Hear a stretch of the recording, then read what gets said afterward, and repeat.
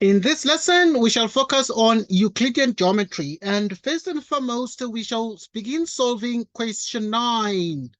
Right, in the figure, O is the center of the circle. A, B, C, D, and E lie on the circle. We can see clearly A, B, C, D, and E lie on the circle, such that chord AB and DC are equal in length. Okay, so we can see that AB and DC are marked equal in length, and the angle AEB is 39 degrees. The angle AEB equals 39 degrees.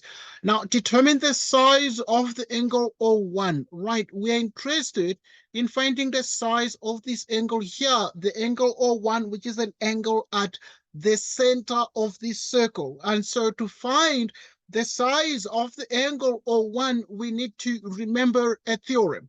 Right. Now, this angle O1 is an angle at center, and therefore it must be equal to 2 times the angle at circumference, meaning the angle O1 being an angle at center equals twice the angle E. Okay, and the geometrical reason for this in Euclidean geometry states that the angle at center, right, so the angle at center equals 2 times angle at circumference. Right, so this is what we have. This is what we have. Okay. Now, which therefore means that the angle O1 is 2 times the angle E equals 39 degrees. And obviously the reason for that is that the angle E itself equals 39 degrees. Why is the angle E equals 39 degrees? That is actually a given fact, and therefore we are able to make the inference as a conclusion that 2 times 39 degrees equals 78 degrees there. And we have therefore been able to show that, or we have been able to determine the size of the angle O1, an angle at the center of the circle. Next, we want to find or solve the next question, and we proceed to solve the next question, 9.1.2. Right, so determine the size of the angle O2. Now, the angle O2 is this angle here, which is as well an angle at the center of the circle. So now, if we already know that this angle O1 has the size 78 degrees as an angle at the center, but most importantly, these two angles, O1 and O2, are angles at the center, subtended by equal chords. These equal chords are equal chords at the circumference of the circle. And at this point, we're able to make the conclusion that the angle O2 equals exactly 78 degrees. Why is the angle O2 equals 78 degrees? Because you have that this chord here equals that chord there. So equal chords, right? So equal chords will then subtend equal angles. So in other words, we have that equal chords subtend equal chords, yes, subtend equal angles. Right, so equal chords subtends equal angles, so that we're able to see that the angle O2, an angle at the center of the circle, equals 78 degrees. Okay, we're good. We proceed to solve the next question. Right, in the next question, we focus as well still on question 9, but we're focusing on the 9.2 part of the exam paper. And in the diagram, S is the center of the circle PQRT. So S is the center of the circle PQRT. Now, if you have PQRT, and clearly these are points on the circumference of the circle. Now, PT is the diameter. Now, PT is the diameter, obviously there, where S is the center, it is obviously the diameter that passes through the center S of the circle. Now, we have the angle RST, which equals x minus 8 degrees. The angle RST equals x minus 8 degrees. The angle PQR, the angle PQR is 2x minus 40 degrees. Determine the value of the angle X, or rather the value of X. Right, so we want to find the size of X, right? And we can see X appearing as parts of the expressions for each of the angles. And therefore, if we are to determine with accuracy exactly the size of x or the value of x, we proceed as follows. Now, the couple of things then that remain very important. We can see here there is this angle here. Can see this angle there. And we're able to see clearly this angle is 180 degrees, which is the angle there on a straight line. Okay, so in a straight line, in an entire straight line, it has the size of the angle 180 degrees. As a consequence, we're able to see that the x minus 8 degrees, x minus 8 degrees plus 180 degrees. So if we take this angle here and we add the 180 degrees, it must be equal to 2 times the angle at the circumference of the circle, which is 2x minus 40 degrees. And the reason for that is that angle at center. Right, so angle at center. Angle at center equals 2 times angle at circumference. 2 times angle at circumference, like so. Okay, now let's pay attention and focus on what the implications of these are. Okay, so the angle at center equals 2 times angle at circumference, and therefore we perform algebraic distribution. By doing so, 2 by 2x gives us exactly 4x. 2 pi minus 40 degrees will give us negative 80 degrees. Okay, grouping like terms together, we're able to bring the 80 to one side of the triangle and the x to the other side. So collecting like terms in a nutshell gives us 80 degrees. Having brought the minus 80 to the other side makes it positive. Minus 8 degrees plus 180 degrees. This is actually 4x minus x, which is exactly 3x. And now, if you have the 80 degrees minus 8, 80 degrees minus 8 degrees, this is actually the same as 72 degrees. And if you take 72 degrees, or you can say 180 degrees minus 8, which is 172 degrees, and you add 80 degrees to that, that will give us exactly 252 degrees, like so. Upon careful examination, we have 252 degrees divided by 3. In the right-hand side, we divide 0 by 3, and this means 252 divided by 3 is 84 degrees. So we have 84 degrees equals x. So this means x equals 84 degrees. And right, we found the value of x, and x equals exactly 84 degrees, like so. Okay, we have solved for x clearly in this question here. This is a past exam question, and we have been able to use the angle at center theorem equals 2 times the angle at circumference there. And we attempt the next question. Question 9, we focus on 9.3. Right, in the diagram, O is the center of the circle. Clearly, we can see O being the center of the circle there. Chord AC is perpendicular to radius OD. So we have chord AC, which is perpendicular to the radius OD. Okay, perpendicular, and the angle of 90 degrees has been marked there at the point B. We can see that. Okay, now we have that OB equals 2x. OB equals 2x. AC equals exactly 8x. So if we move from A to C, the length is clearly 8x. Okay, if we use the theorem that clearly states that the perpendicular from center to chord bisects the chord. So we have perpendicular bisection there, meaning we shall have therefore that half of 8 is 4x, 4x. Okay, now this is good news, but it simplifies our lives a lot more. But most importantly, we're able to note that AB itself.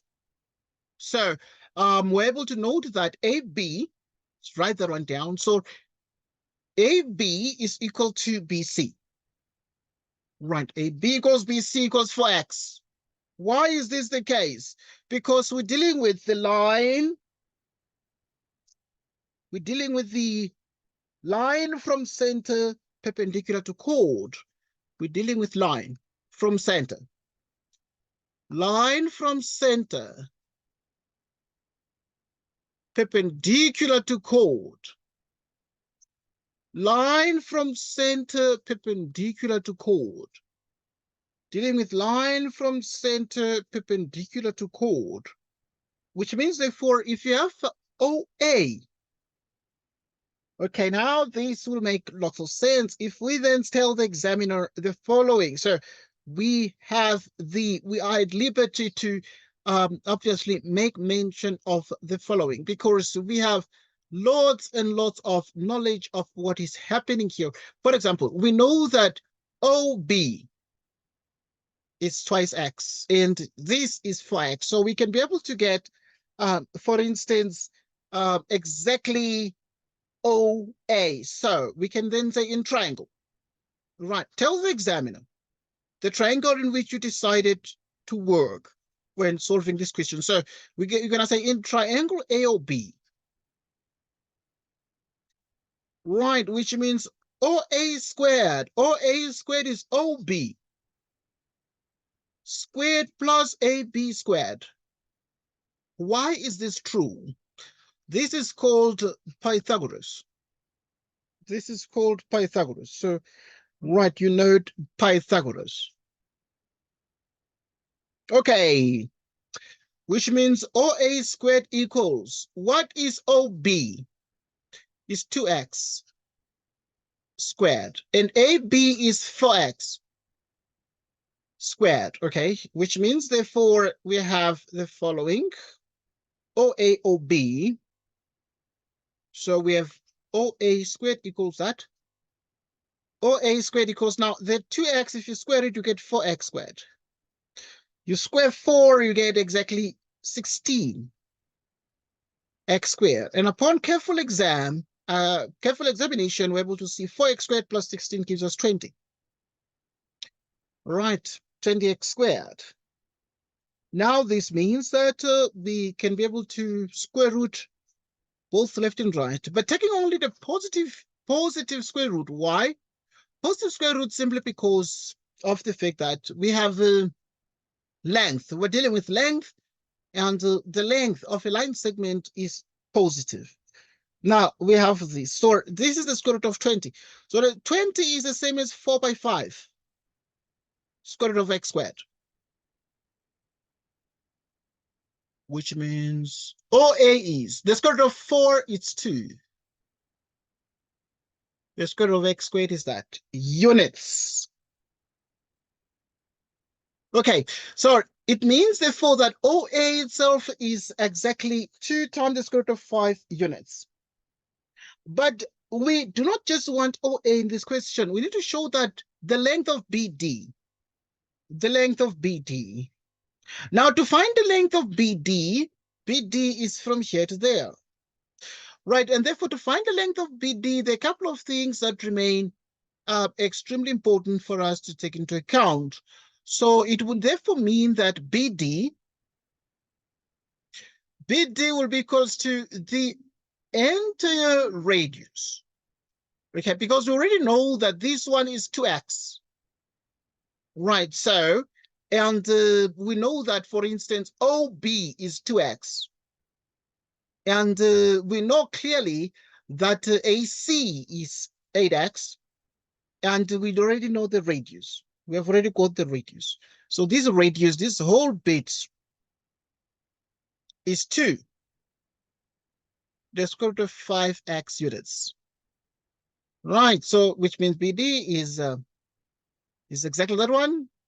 So you're going to use the fact that if you take the whole length and you remove the 2x, so you take 2 the square root of 5x and you remove from it 2x, like so. You'll be able to get BD. Out of the entire length, just remove 2x, you're able to get BD, which means that BD equals, now you can take out a common factor, twice x. Common factor twice x, which is the square root of 5 that units, the square root of 5 units. Okay, so we have been able to show this here to be a true result. So it's something you need to take note of. So pay particular attention to these and make sure that you most certainly understand these, because this is true because of the fact that we use the fact that OA is OD. So OA is OD, and this is equal to, what is OA? It's actually 2 the square root of 5x units. Okay. So OA equals OD equals the 2 times the square root of 5x units. I mean, why is this? Why is this true? Why is this even true? Well, it is true because these are radii. Radii. Okay, we're good. We move on to the next question. We move on to the next question. Right, so we have been able to show in this question 9.3 that length of BD is actually 2x, open bracket, the square root of 5 minus 1, close bracket, units there. Okay, right, question 10. We are on question 10. Right, in the diagram below, O is the center of the circle. Clearly, you can see O being the center. PTSR is a cyclic quadrilateral, so we can see PTSR is a cyclic quadrilateral. Obviously, I mean, we note that a cyclic quadrilateral is a 4 vertex shape. So it's a shape with 4 geometrical vertices that lie on the circumference of a circle. Right, so this is the shape we have. We need to prove the theorem that states that angle P plus angle S equals 180 degrees. Angle P plus angle S is equal to 180 degrees. So now to actually prove this result, we perform what we call a geometrical construction. So we perform a construction, and you perform this construction, you draw radii, OR and OT. You draw the radii OR and OT. And we draw the radii OR and OT like so. And this is able to form angles at the center of this circle. And we therefore are at liberty to position our angles at the center as shown there, so that we're able to see that the angle O1 is equal to 2 times the angle P. Why? Because we have the angle at center. If the angle at center equals 2 times the angle at circumference, angle at center equals 2 times angle at circumference. At circumference. Okay. Now the angle O2 is equal to 2 times the angle S. Angle O2 is 2 times angle S, angle at center, equals 2 times angle at circumference. Angle at center equals 2 times angle at circumference. Okay, right. Upon careful examination, we make a couple of notes or points. Right. We are able to note that the angle O1 and the angle O2 when added together, but we have that the angle O1 plus the angle O2 equals 360 degrees. And this means that these are angles around a point. Angles around a point. Angles around a point. So which means that angle O1 is twice P. Angle O2 is twice S. 360 degrees. You divide through by the 2. If you divide through by 2, you're able to see that if you have the 2p divided by 2, and we have 2 angle S, you divide by 2, we have 360 degrees, you divide by 2, and therefore this means that angle P plus the angle S equals 180 degrees, like so. And we have therefore been able to show this result for the 5 marks. Pay particular attention to how we have managed to maneuver our way through the proof and how the proof itself was written out, because this is very, very examinable. But I must indicate that this is examinable at both grades. It's examinable at both grades 11 and 12. So in other words, both the students at grade 11 and those at grade 12 should pay particular attention to this and make sure that they understand this very, very much. Okay, so because it is what is going to make you get to university and become a medical doctor and become an engineer, and therefore it's something that you need to make sure you understand. Next question. In the diagram, or rather in the figure, now we're looking at question 10 with a specific focus on 10.2. Now, QS and PR are diameters of the circle with center O. Okay, O is the center of the circle such that PQ and SR, PQ and SR are parallel to each other. So PQ, okay, they have been marked as parallel by the examiner. So if you look at the PQ, you have the double arrows there, and also on SR itself, you can see the double arrows there. So PS is produced at T. So we have that PS is produced to T, rather. Okay, now N is a point on the circle. So you have that N itself is a point on the circle, and here is the N. Right, such that the angle Q1 equals the angle Q2. So the angle Q1 equals the angle Q2. SN is drawn. So we have that SN is drawn like so. Now, RS intersects QN at M. So you have therefore that RX intersects QN, right? Intersects our QN at the point M, and that we can see clearly here. The angle S1 equals to 48 degrees. Right, so the angle S1 is 48 degrees. We're able to see that. Determine with the reasons the size of the angle Q1. We want to find the size of this angle Q1 there. Okay, right. So, and the size of the angle Q1 can be found with so much ease and great simplicity. Now, how do we therefore find the size of the angle Q1? And it is out of 3 marks. Let us find the size of the angle Q1 there. But first things first, we're able to see that the angle Q is equal to the angle S1. So we're able to see that the angle S1 is equal to the entire angle Q. And it's therefore equal to 48 degrees. So you're able to see that the angle S1 is angle Q, but S1 itself is 48 degrees. And the reason for this is that if you have from grade 11, okay, this is grade 11 stuff, the exterior angle of a cyclic chord equals the interior opposite angle. So, which means that if you have the exterior angle of cyclic chord, exterior angle of cyclic chord. Okay, that's what we say. So we then say exterior angle of cyclic chord. Okay, now if we say this, we mean that the exterior angle of cyclic chord equals the interior opposite angle there. Now, we're interested in Q1, Q2. So which means that for angle Q1 equals the angle Q2.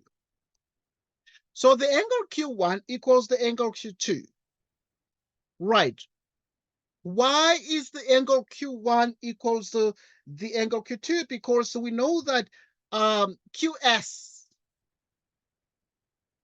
right, so we'll just complete this one, but we know that QS bisects, right, so QS bisects the angle PQN.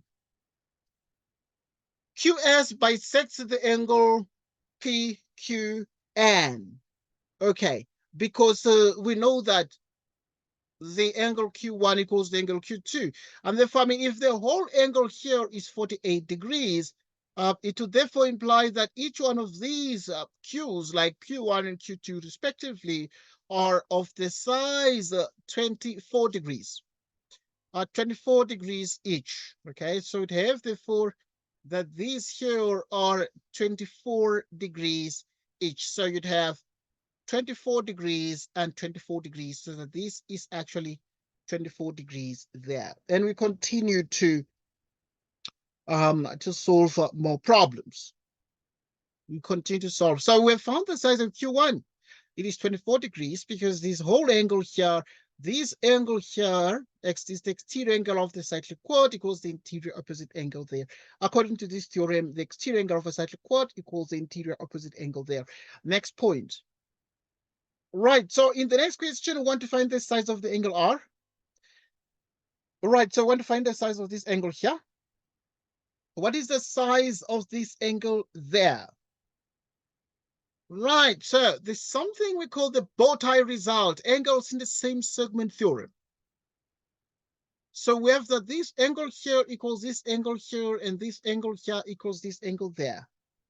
If we want to find the size of the angle R, we're able to see that the angle R is equals to the angle Q1. So the angle R equals the angle Q1, which equals 24 degrees. And which means that these are angles in the same segment. These are angles in the same segment. These are angles in the same segment. Right, so the angle now, we're able to see therefore that here we see this one that's going down like this, and we have the angle R as well that's sitting here like this. So we're able to see that angle Q1 is equal to the angle R, which is 24 degrees there. And these are angles in the same segment. Angles in the same segment. Okay, next question. Next point. Next point. Next point. Right, next question. So in the next question, we want to determine the size of the angle M1. The size of the angle M1 in this one. It's the angle M1, and we want to find its size. So the question, therefore, is how do we find that one? And here, this reminds us of what we do at grade 10, which means we have this angle equals this, which means that at this point, if this one is 48 degrees, and this is 48 degrees, right? So you have, therefore, that these are actually corresponding angles if you're parallel. So you have this is parallel to this, and you have exactly this. And then this highlighted lines themselves, those are highlighted in red, they trace the letter F, and this letter F is indicative of what we call the corresponding angles, which means that the angle M1 is equals to the angle Q. So the angle M1 equals the angle Q, which is equal to 48 degrees, and this means that you have the corresponding angles. Corresponding angles because PQ is parallel to SR. PQ is parallel to SR. Take a look at that one.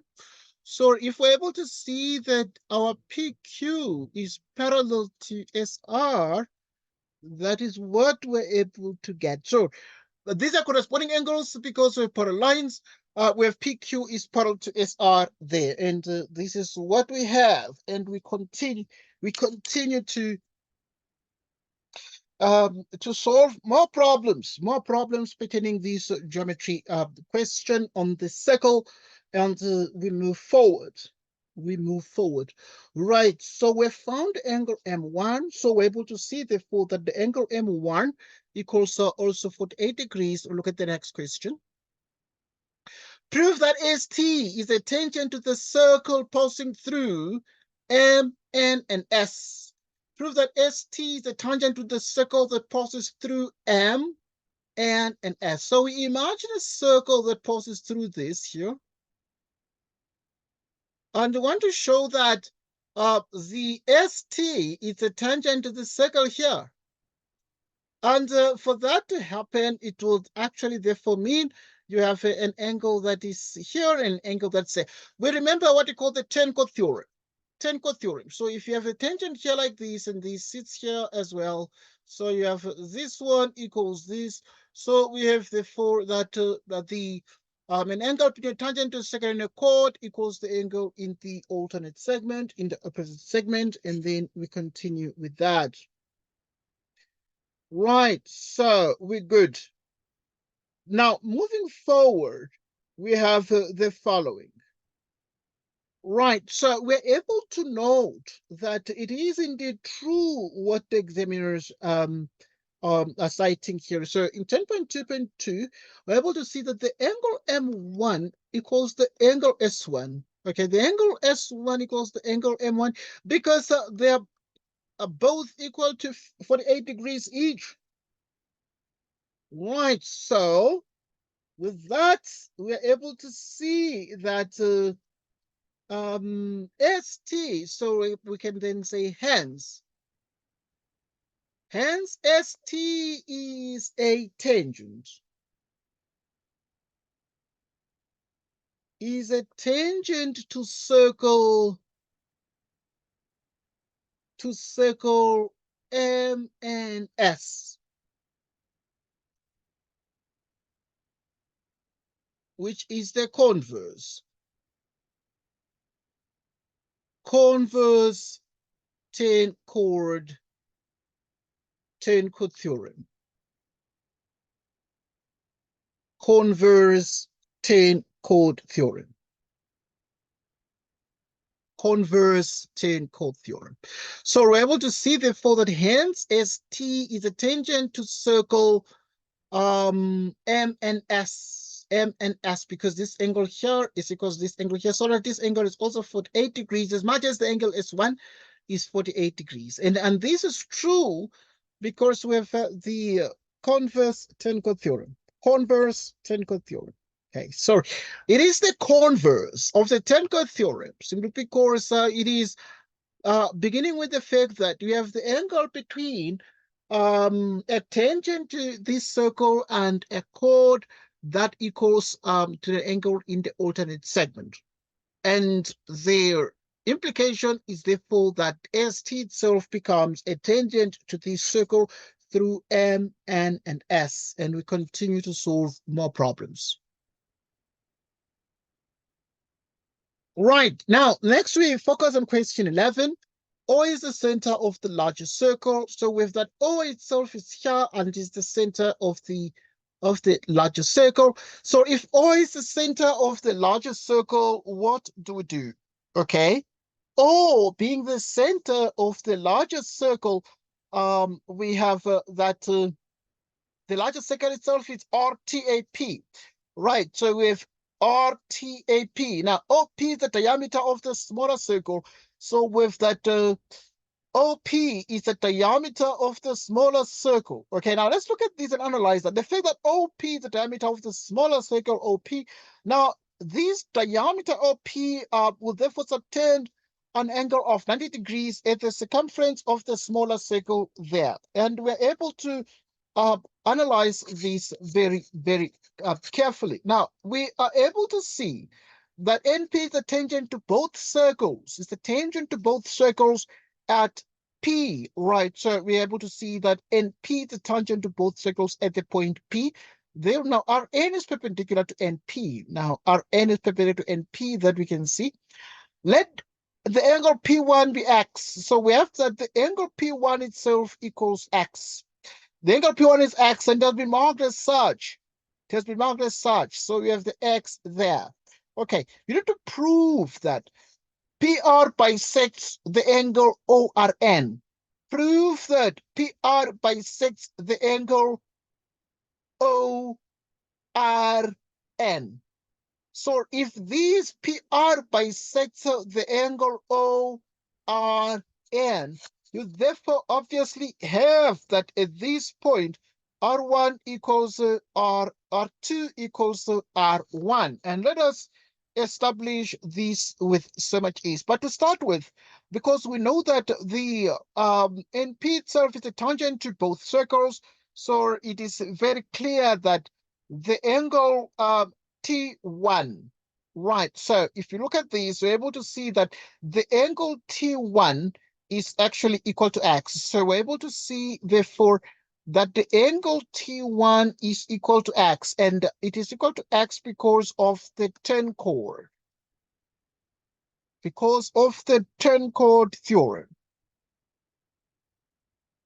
So the angle T1 is x because of the turn chord theorem. Okay, so if the angle T1 is x because of the turn chord theorem, right now, then we also have that now the angle O1 is an angle at the center of the larger circle. And now it is clear that the angle O1, from the fact that if you have a circle at with a center, the angle at the center equals 2 times the angle at the circumference of the same circle. So that if this one is AOBC, AOB is equal to 2 times angle C. So now, so that the angle O1 is equal to 2 times X. The angle O1 equals 2 times X.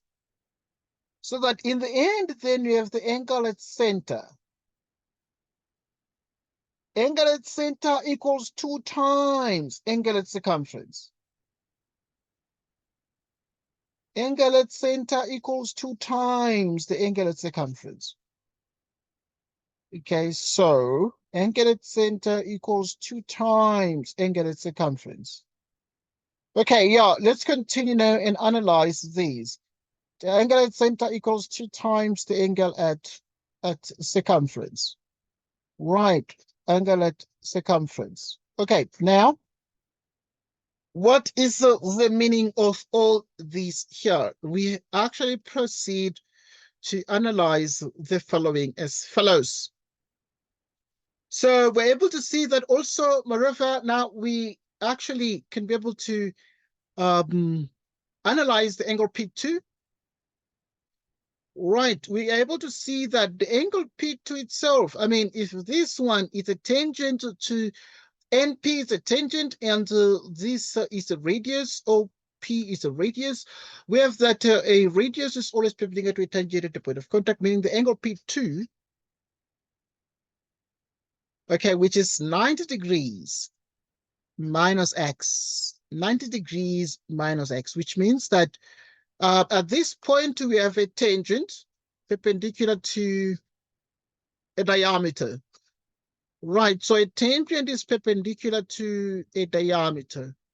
Right, so we have that a tangent is perpendicular to a diameter. So we have therefore that a tangent is perpendicular to a diameter. Next, we have that at this point, the angle R2.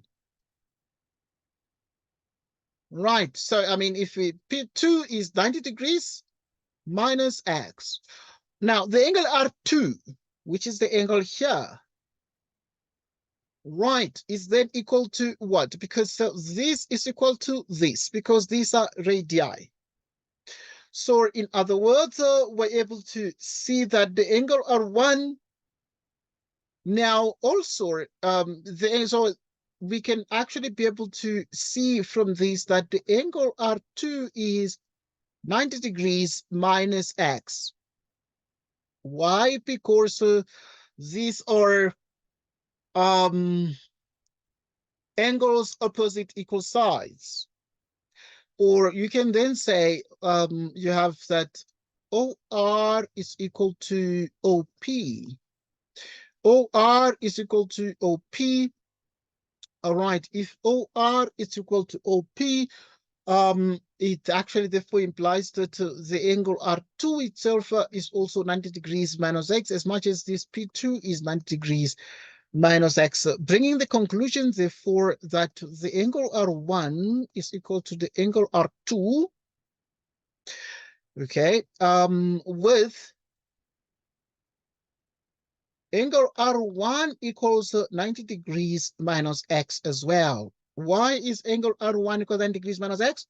It is 90 degrees minus x because of the sum of interior angles of triangle, the sum of interior angles of triangle, right? And therefore this means that PR bisects ORN angle. So that means therefore that PR itself bisects the angle ORN. PR bisects the angle ORN. Okay, because now if PR bisects the angle ORN, we have that the R1 equals R2 like that. Okay, let's continue and solve more problems. Continue and solve more problems in detail. Next question, next point. All right, so I've been able to show that PR bisects the angle ORN there. We have shown it in some great detail there. Next question. In the next question, you need to prove that ROS, angle ROS, equals angle PAT. Angle ROS equals angle PAT. So we're able to see that angle ROS equals angle PAT. So, so we're able to see that angle ROS, that's what we need to prove. So if you have the ROS, this angle here, want to show that it is equal to angle PAT. PAT equals to this angle there. And let us establish the equality of these angles here. ROS must be equal to PAT. Let us establish this equality here. Right, so to establish this equality, there are a couple of things that remain critically important. Okay, so we note first and foremost that the angle PAT, right, we note that first, the angle PAT,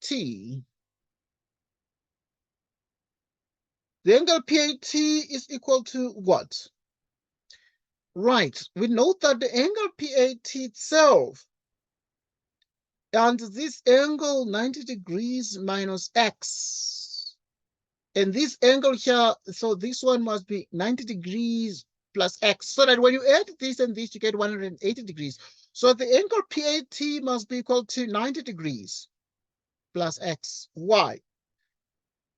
Because these are opposite angles of cyclic chord. These are opposite angles of cyclic chord. Opposite angles of cyclic chord. So that now the angle S2, the angle S2 is 90 degrees. Why is the angle S2 equals to 90 degrees? Because it is the case using the fact that the line from center,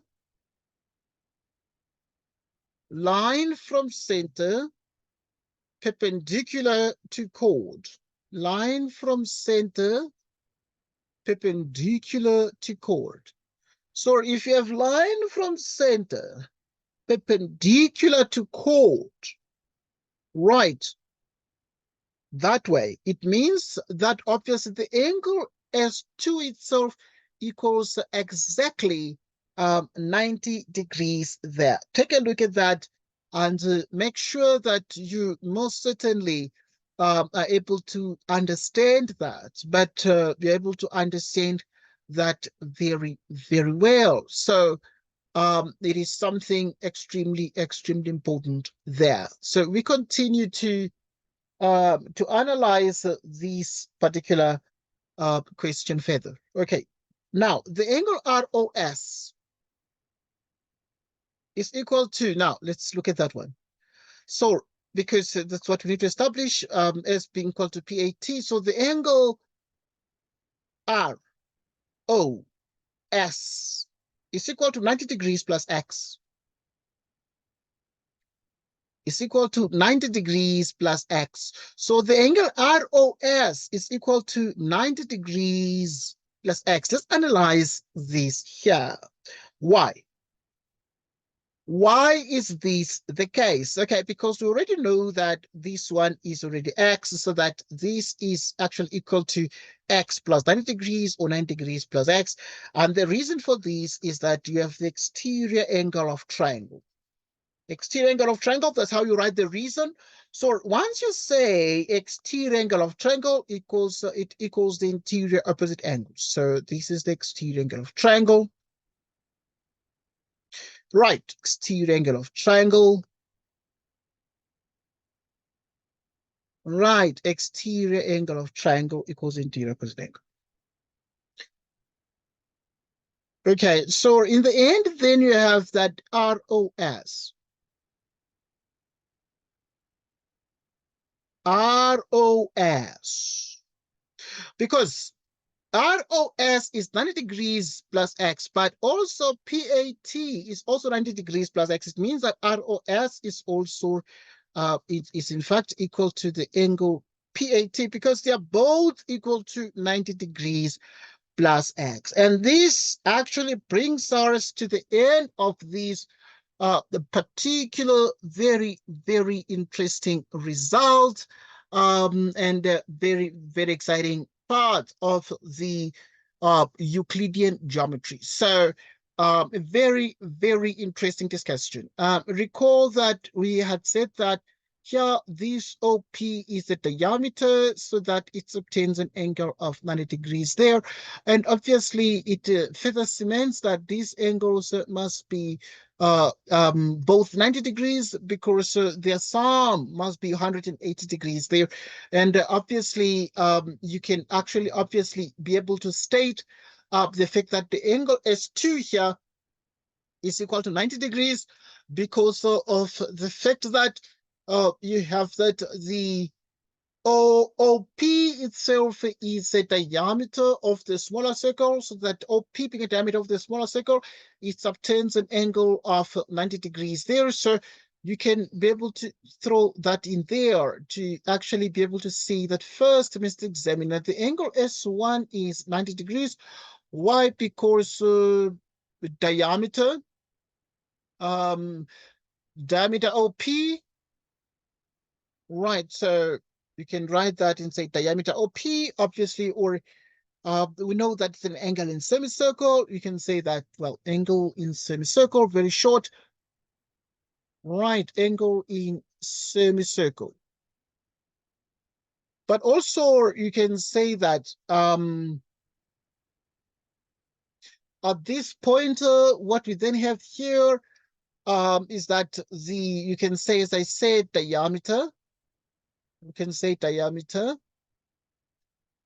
Diameter OP subtends.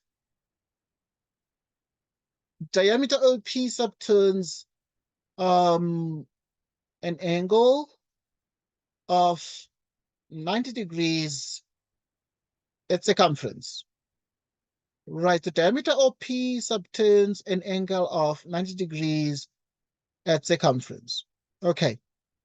Now, with this said, or with this mentioned, we're able to make the following observations. Pay particular attention to this. And now, if you say that, just to elaborate on this fact here, you can break it down and then be able to say that angle S2 is equal to 90 degrees. So you can even use it therefore. Angle S2 is 90 degrees because these are adjacent